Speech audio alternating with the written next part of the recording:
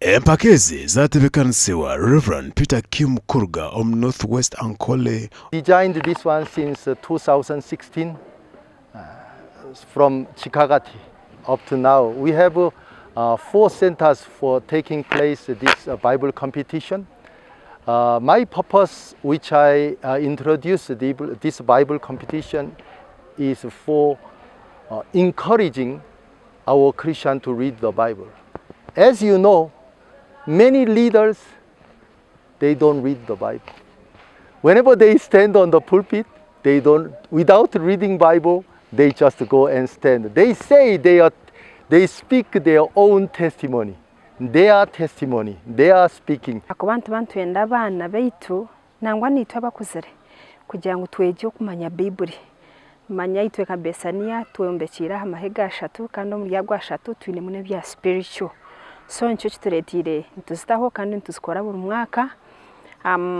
Kwenda ngo abana babone school fees, abazire nimwe mbone fees zo kushashura abana ku bantu batuzirebera bo byinji bikika miliyoni 10 ezitoro kugabira bariko babasingire. Ogu n'umurundi gwa katano barukutebekanisa Empakezi.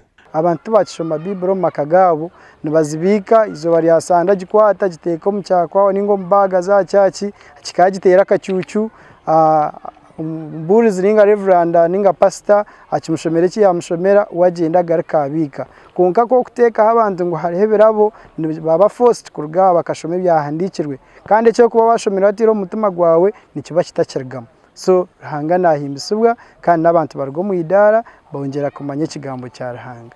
Nutsima batebekanisa bo kutebekanisa ezempaka zo kushoma Bible ahabwo kuba nizituyijusya okitushemye ku bantu tukora nizituyijusya emishororo ngo bundi turi kuba sitakijuka nizituyambana no kugaruza umubiri gwitu gwo mwoyo kwirira hihi na Ruhanga tukamuhereza je mazima mwe baregumana umutuyijusya umubwire nkobu mukaturetere Empakezi kandi zikagaruza busya amagara gitu gwo mwoyo tukahereza je Ruhanga.